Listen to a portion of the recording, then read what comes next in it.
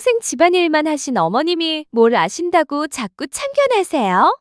다른 시어머니들은 아직도 일하시면서 손주 영어 유치원도 보내주신다는데 어머님 놀기만 하시는 거 솔직히 좀 한심해요.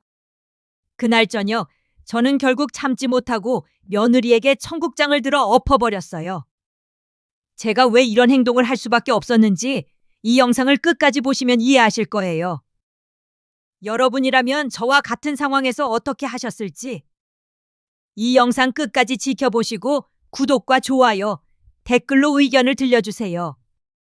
저는 66살 김숙희예요. 평생 전업주부로 살아왔어요. 결혼하고 나서 30년 넘게 오직 가족만 생각하며 뒷바라지 해왔거든요. 그런데 이런 일이 벌어질 줄 누가 알았겠어요? 우리 아들이 결혼을 앞두고 있을 때 얘기예요. 어느 날 아들이 와서는 그러더라고요.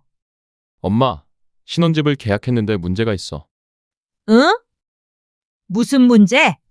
우리 능력보다 너무 비싼 집을 산 것 같아.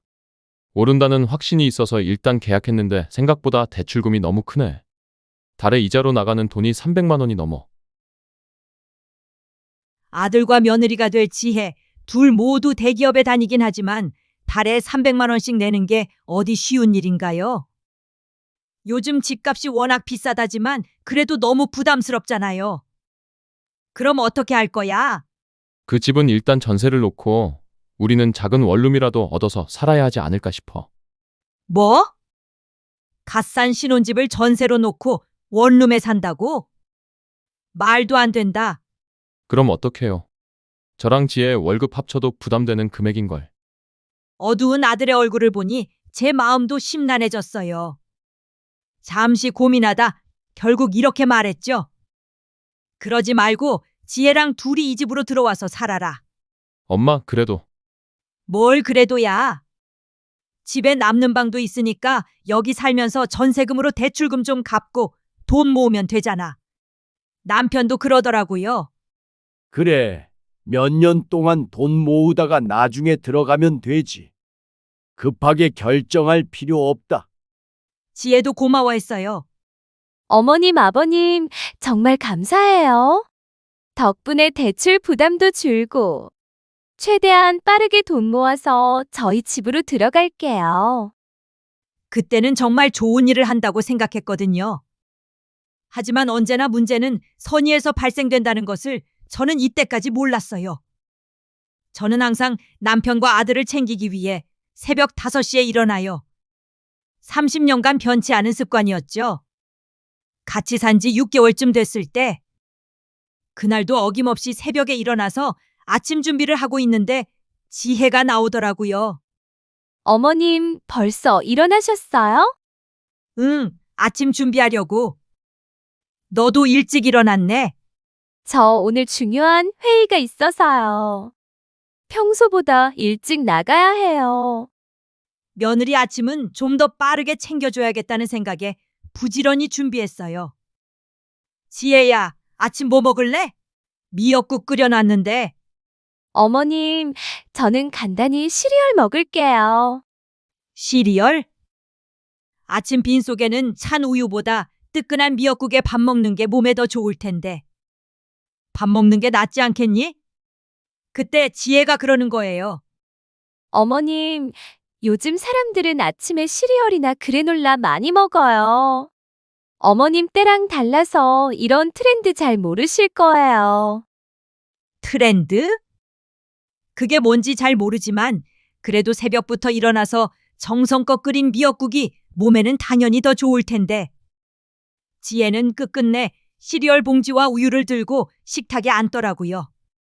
어머님은 사회생활 안 해보셔서 요즘 직장인들이 뭘 먹는지 모르실 거예요. 아침에 얼마나 바쁜데 밥 차려 먹을 시간이 어딨겠어요. 어쨌든 제 아침은 제가 챙겨 먹을 테니 신경 쓰지 마시고 쉬세요. 사회생활을 안 해봤다니. 30년간 이 집 살림 도맡아 하는 것도 사회생활 아닌가요? 묘하게 저를 무시하는 듯한 말에 서운했지만 그래도 그냥 넘어갔어요. 아직 젊으니까 건강 생각하라는 제 말이 잔소리처럼 들리겠거니 했죠. 제 또래 여성분들도 자식에게 요즘 세상 모른다는 소리 들어보셨나요? 70이 가까운 제가 젊은 세대를 모르는 건 당연한 거지만 그 말이 참 섭섭하더라고요. 같이 산 지 1년쯤 됐을 때 지혜가 갑자기 그러는 거예요. 어머님, 거실 인테리어 좀 바꿔야겠어요. 뭘 바꾼다고? 소파랑 커튼이 너무 촌스러워요. 제 친구들이 놀러와서 보면 좀 그래요. 응? 촌스럽다고? 이거 5년 전에 새로 산 소파야. 아직 멀쩡한데? 그리고 여긴 내 집이야. 너희는 곧 나갈 거잖니?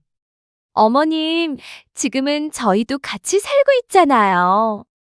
요즘은 센스도 중요해요. 집안 분위기가 그 사람의 안목을 보여준다고 하잖아요. 죄송하지만 어머님 세대 감각은 좀 제가 받아들이기 어려운 부분이 있어요. 제 집에서 제 물건이 촌스럽다는 며느리의 말이 비수가 되어 꽂혔지만 결국 거실 소파는 지의 마음대로 바꿔버렸어요. 하얀색 가죽 소파로요. 앉기도 불편하고 더러워질까봐 행동 하나하나가 조심스러워지더라고요. 어때요? 훨씬 세련되죠? 지혜는 뿌듯해하는데 저는 제 집에 있으면서도 남의 집에 온 기분이었어요. 또 어느 일요일 아침에는 지혜가 뜬금없이 그러는 거예요. 어머님, 요리 스타일을 좀 바꿔보시면 어떨까요? 요리를? 뭘? 너무 기름져요. 저랑 민수 씨는 웰빙 음식이 좋거든요. 웰빙이 뭔지도 잘 모르겠는데 말이죠. 그럼 뭘 해줄까? 샐러드요. 아보카도 샐러드, 퀴노아 샐러드. 이런 건강한 메뉴들이요. 퀴노아가 뭔지는 아시죠? 퀴노아가 뭔지 모르겠다고 하니 지혜가 한숨을 쉬더군요. 어머님, 시대가 바뀌었어요. 요즘 사람들은 다 이런 거 먹어요. 그럼 가르쳐줘. 유튜브 보시면 나와요. 요즘은 다 유튜브로 배우거든요. 결국 혼자 유튜브를 보면서 퀴노아가 뭔지, 아보카도를 어떻게 요리하는지 배웠어요. 60년이 넘게 살았는데도 처음 배우는 음식들이 얼마나 많던지요. 어머님, 그래도 많이 늘으셨네요. 지혜의 말이 칭찬인지 비아냥인지 알 수가 없더라고요. 어느 순간부터 지혜 앞에서 음식을 할 때마다 움츠러들었어요. 오늘은 지혜 마음에 들까? 오늘 메뉴는 지혜가 싫어하진 않을까 걱정하는 제 모습을 보며 이게 맞는 건가 싶은 생각에 한숨이 저절로 나왔죠. 내 집에서도 눈치를 보며 점점 자신감을 잃어가고 있을 때 지혜가 그러는 거예요. 어머님, 이번 주말에 제 친구들 집에 초대하려고요. 그래. 엄마가 맛있는 거 해줄 테니 친구들 잔뜩 부르렴. 어머님, 뭐 하실 필요는 없고 그냥 간단하게 차만 준비해 주세요. 케이터링 시킬 거거든요. 케이터링? 그거 비싸지 않니? 내가 해줄 수 있는데 굳이. 어머님, 요즘 홈파티는 다 케이터링이에요. 더 깔끔하고 세련되거든요. 손님 대접은 제대로 해야 하잖아요. 또 제가 뭘 모른다는 식으로 말하는 며느리. 제가 해주는 음식을 내놓는 건 손님 대접을 소홀히 하는 것처럼 여긴다는 말이잖아요. 그 말에 괜히 마음이 서늘해졌습니다. 그리고 친구들이 왔을 때는 정말 기가 막혔어요. 저는 차만 타주는 말 그대로 도우미가 되어 있었죠. 어머님, 차 좀 더 주세요. 어머님, 이거 치워주시면 안 돼요? 지혜는 친구들 앞에서 저를 완전히 하인처럼 대했습니다. 지혜 언니, 시어머니가 참 순하시네. 그러게. 요즘 엄청 까다로운 시어머니들 많은데. 우리 시어머니는 간섭이 너무 심해서 짜증나 죽겠어. 너 시어머니 운대박 난 거야. 그 말들을 듣는 순간 제가 마치 순한 시어머니라는 상품으로 팔려나가는 기분이 들었어요. 그런데 가장 기가 막힌 건 지혜가 친구들 앞에서 대놓고 이렇게 말한 겁니다. 어머님이 집안일만 하셔서 세상 물정에 어두워. 내가 옆에서 많이 알려드리고 있으니 서로 상부상조하는 거지 뭐. 상부상조라니. 저는 그저 평생 집안을 갖고 온 사람일 뿐인데 이제는 세상 물정도 모르는 철부지 취급을 받네요. 정성껏 차린 밥상도 쾌적한 집안을 유지하기 위해 흘린 땀도 한순간에 아무것도 아닌 게 되어버린 거예요. 아무리 애써도 제가 살아온 세월과 정성은 며느리 눈에는 그저 낡고 초라하게만 비춰질 뿐이었죠. 제 모든 걸 갈아 넣어 어머니로서 살아온 세월이 이렇게 가볍게 무시당할 줄은 몰랐습니다. 그날 밤에 잠이 안 오더라고요. 혹시 저와 같은 경험 있으신가요? 가족을 위해 평생을 바쳤는데도 무시당한 적 말이에요. 제 이야기에 공감되신다면 구독과 좋아요 눌러주시고 끝까지 함께 해주세요. 하지만 지혜는 점점 더 저를 옥죄어 왔어요. 어머님, 앞으로 장보기는 제가 할게요. 왜? 내가 할 수 있는데. 어머님이 사시는 건 너무 비효율적이에요. 마트에서 세일하는 것도 모르시고. 30년간 장을 보며 살림해온 저인데 비효율적이라니. 그리고 어머님은 브랜드를 잘 모르시잖아요.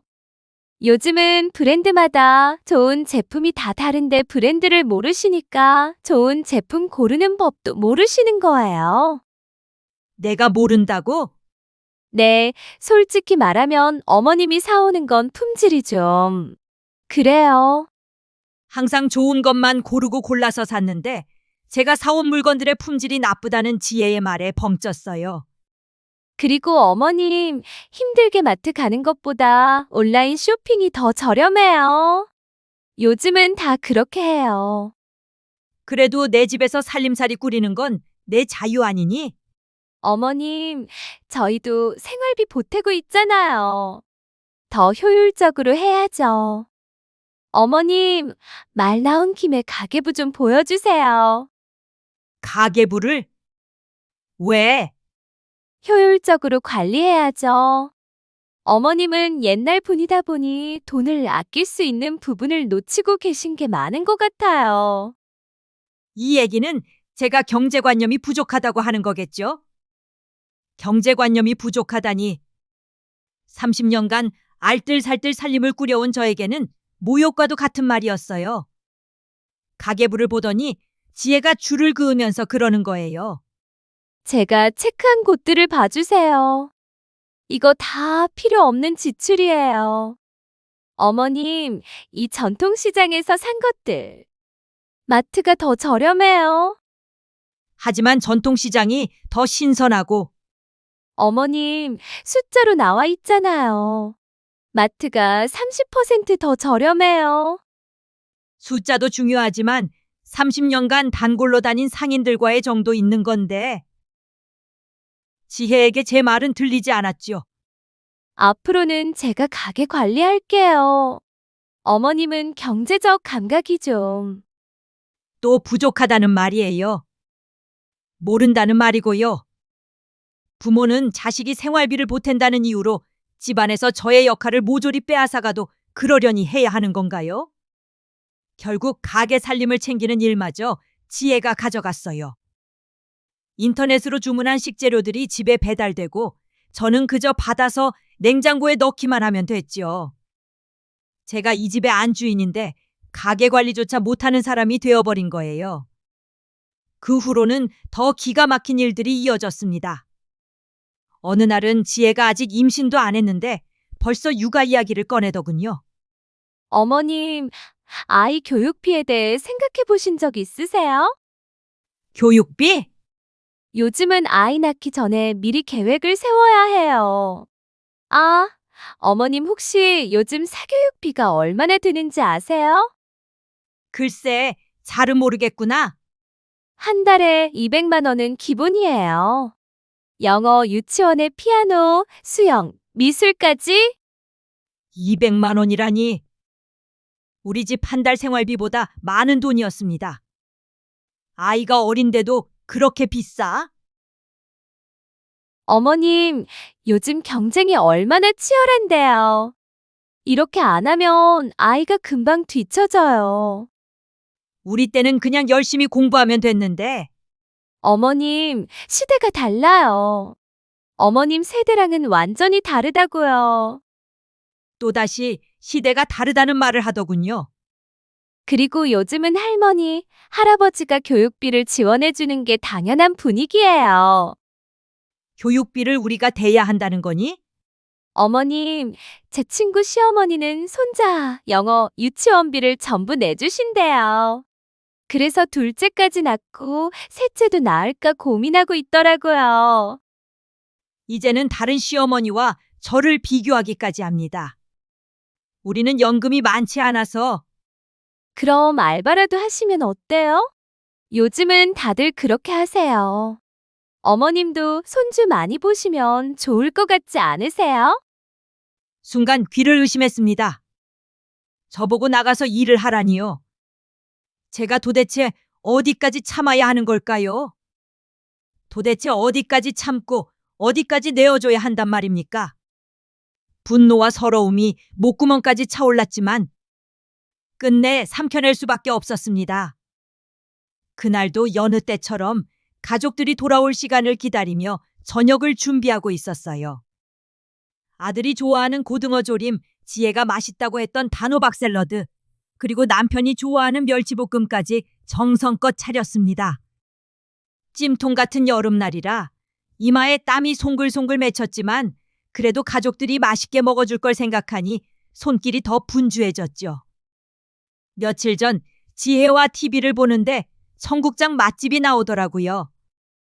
어머, 청국장 안 먹은 지 오래됐는데 너무 맛있겠어요. 뭔가 먹고 싶다는 말을 통 하지 않던 지혜였던지라 신나게 청국장을 끓였어요. 지혜가 좋아하는 애호박을 가득 넣어서 말이죠. 오늘은 지혜가 맛있게 먹어주겠지? 오늘만큼은 내 음식을 기쁘게 먹어주지 않을까 하는 희망도 품으며 말이에요. 식탁이 요리들로 꽉 찰 때쯤 가족들도 하나둘 돌아왔어요. 가족들 모두 식탁에 앉았는데 지혜는 오늘도 고운 화장을 하고 완벽한 정장 차림이었어요. 누가 봐도 커리어 우먼처럼 보이는 멋진 모습에 괜시리 며느리가 자랑스럽더군요. 한평생 살림만 했던지라 지혜처럼 멋진 사회인 여성들을 보면 부러운 마음이 들기도 했거든요. 그래서 일부러 목소리를 높이며 말을 붙였어요. 지혜야, 오늘은 회사에서 별일 없었니? 요즘 바쁘다더니 무슨 일을 하는 거야? 그런데 지혜가 피식 웃더니 아무 대답을 안 하는 거예요. 스마트폰만 들여다보고 있었어요. 지혜야? 혹시 못 들은 건가 싶어서 다시 불러봤는데도 여전히 돌아오는 대답은 없더군요. 그러더니 지혜가 짜증스럽게 숟가락을 탁 내려놓고 이렇게 말하는 거예요. 어머님, 제가 무슨 일을 한다고 말씀드려봤자 평생 집안일만 하신 어머님이 알아듣기나 하시겠어요? 그 순간 머리가 하얘졌어요. 남편도 놀랐는지 엄한 표정으로 한마디 하더라고요. 지혜야, 어머니한테 그게 무슨 말버릇이냐? 아버님, 제가 틀린 말을 한 건 아니잖아요. 매번 이해도 못하는 분한테 설명하면서 얘기하는 게 얼마나 피곤한 일인지 아세요? 피곤하다는 말. 그동안 제가 몇 번이나 들었던 말이에요. 모르시잖아요. 이해 못하세요. 세상 물정을 모르시니까. 경제관념 없어요. 참고 참으며 넘겨왔던 모든 말들이 한꺼번에 떠올랐어요. 얼굴이 화끈거렸지만 그래도 가족 모두 함께 식사하는 자리인 만큼 한 번 더 참았어요. 지혜야, 피곤할 텐데 내가 괜히 말을 꺼냈나 보구나. 그만하고 어서 밥 먹으렴. 그런데 지혜는 멈출 생각이 없더군요. 어머님, 말 나온 김에 일하실 생각은 없으세요? 제 친구 시어머니들은 아직도 일하시면서 손주들 영어 유치원 보내준다던데 어머님은 매일 집에서 노시기만 하잖아요. 놀기만 한다고요? 새벽 5시에 일어나서 가족들을 챙기는 게 노는 거예요? 자기가 매일 어지르고 지나치는 자리를 치우는 건 누구일까요? 자기가 매일 먹는 그 밥들은 누가 한다고 생각하는 걸까요? 솔직히 남들한테 좀 창피해요. 그 순간 참았던 모든 게 터져버렸어요. 창피하다고? 내가 이 집에서 창피한 존재라니. 30년간 이 집을 지키면서 가족을 위해 살아온 제 인생이 한순간에 부정당하는 기분이었어요. 그래, 지혜 너는 그동안 나를 창피하게 여겼구나. 목소리가 떨렸어요. 나는 오늘도 네가 좋아하는 음식을 하면서 정성을 다했는데 그렇게 생각한다니 정말 서럽구나. 더 이상 참을 수 없었어요. 너도 언젠가 내 입장이 될 날이 올 거다. 그리고 지혜 앞에 놓인 청국장이 담긴 국그릇을 들어서 지혜한테 엎어버렸어요. 지혜의 얼굴과 온 몸이 청국장으로 범벅되었죠. 청국장을 뒤집어 쓴 며느리한테 쿰쿰한 냄새가 진동하기 시작하자 지혜가 소리쳤어요. 어머님, 미치신 거예요? 이거 비싼 정장인데 어떡할 거예요? 저도 감정이 복받쳐서 지지 않고 소리쳤어요. 그래, 나 살림만 하다가 미쳤다. 어쩔래? 그날 밤 지혜는 친정으로 가버렸어요. 그 뒤로 1년이 넘게 지났는데 아직까지 여전히 연락은 없고요. 아들은 저와 지혜 사이에서 어쩔 줄을 몰라 하며 고생하다. 무리하더라도 신혼집에 들어가서 사는 게 낫겠다 싶었는지 나가 살겠다 하더군요. 저는 정말 혼란스러워요. 그래도 제가 어른이니 먼저 사과해야 하는 걸까요? 아니면 며느리가 먼저 사과할 때까지 기다려야 할까요? 며느리에게 받은 무시와 모멸감을 과연 잊어버릴 수 있을지 모르겠어요. 혹시 시대가 바뀌었는데 저만 옛날 생각에 머물러 있었던 건 아닐까 하는 생각이 들기도 해요. 정말 제가 잘못한 게 많은 건가요? 아니면 며느리가 너무했던 건가요? 여러분이라면 어떻게 하시겠어요? 댓글로 솔직한 의견을 남겨주세요. 이 이야기가 도움이 되셨다면 구독과 좋아요 부탁드려요. 그리고 꼭 댓글로 여러분의 의견을 들려주세요. 저 같은 상황에 있는 분들에게 큰 도움이 될 거예요.